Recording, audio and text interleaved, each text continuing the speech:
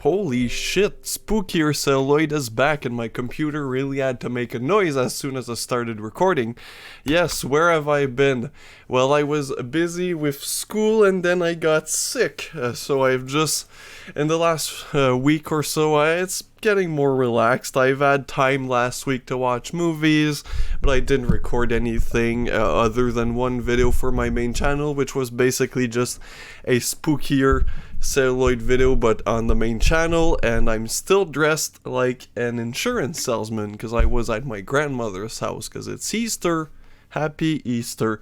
So yeah, today's movie, Caliber 9. So the reason I watched this tonight is simply because I went on Facebook, of all things, and I saw a photo in a group or a page I like. It's about Politseski, and I saw Barbara Boucher half naked dancing on a photo, and then they said the movie, and I was like, oh, I could go for some half naked Barbara Boucher, because she's Barbara Boucher is a top 3. As you guys know, I like myself Laura Gemser, Meko Kaji, and Barbara Boucher is probably right up there. I don't want to be too predictable. Come on, you guys weren't expecting me to say Edwidge Fenech, which she's great, but I just have a soft spot for the old Barbara. So yeah, that's the only reason I popped this in, and I had it. It's a slim case. It came in the Fernando Di Leo collection. For people who are unfamiliar, he's a director that made so many great Politseski movies, which are basically just Eurocrime flicks, and this is an early one. This is from 1972, so that means that it doesn't have a lot of the cliches that would come in to the genre later. It's not as actiony as the movies that would come in later. There's no big car chase, there's no big action set pieces. In fact, there's really one or two action sequences, and they really come up to the end. So this is quite a slow burn of a film, and it's way more of an actual crime thriller than most of the Eurocrime films that you'd see from Italy later in the 70s, like Fulci's Contraband, Umberto Lenzi's wonderful Politseski films, and of course you had everybody really putting out a film from that genre. Sergio Martino, of course, with The Violent Professionals, those types of films, which I love. I love the cliche, clearly inspired by American action film Politseski films, but I also like these ones, which are more classical, less actiony, and way more of crime films about crime and criminals. This one would be like, how do I say this, more Godfather and less Dirty Harry, if you catch my my references. So yeah, it stars Gastone Mochin, who I was not familiar with, but as any Italian actor, he's pretty recognizable. I couldn't tell you which movie I've seen him in, but I've definitely seen him more than once. And of course, as I previously mentioned, the entire reason I watched this movie, Barbara Boucher, which she's gorgeous in this. She's more blonde than a redhead. I think she was in Don't Torture a Duckling, which is probably my favorite film that she's in. It's also one of the sleazier. She's a real piece of sleaze in that one. So yeah, Caliber 9. The story is fairly simple. It's about a crime boss who plans these money laundering, or not money laundering, but people pass around a package that has a certain amount of money, and one time, well, that 300,000 American dollars in 72, so that's a lot of cash, it just disappears. And the beginning starts with a lot of action. It's a bit misleading if you only base what you think of this film would be in on the pre title sequence scenes. But yeah, basically the big boss gets pissed and he sends his employees to go take care of everybody that dealt with that specific event. So it starts off with people getting blown up in a cave. Yeah, it's a pretty cool little sequence. And then we meet our main character, which is this fella, this angry looking fella, who was part of that crime, but he was arrested a short while after it for robbing something, and the robbery went wrong, so he spent 3 years in jail. And as soon as he leaves, the boss of the crime organization known as the Americano sends his employees to go, take care of him and ask him where the money went.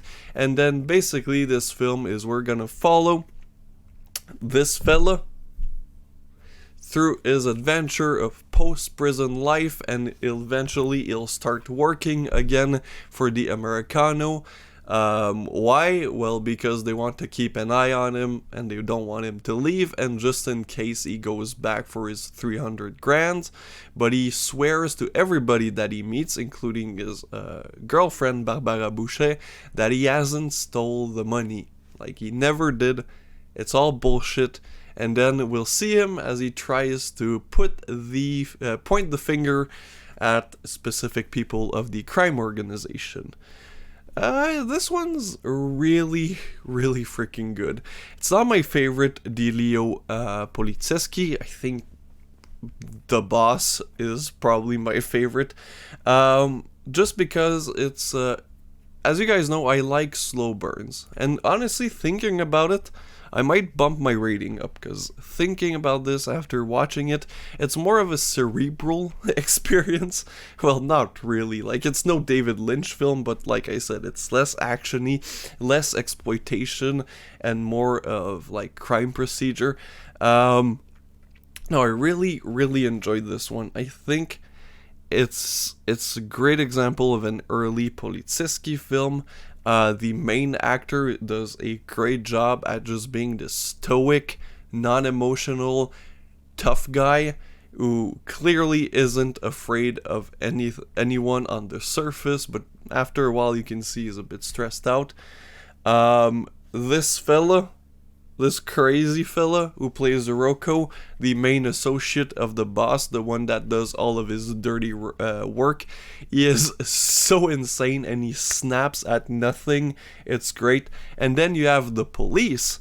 You have two main police officers, the old-timey cop, that no nonsense type of cop, and then Mercury, I think he was named, who's a left-leaning police officer who doesn't like rich people. Basically, the police officer is a communist, so you kind of have this this battle between those two police officers and their style of policing.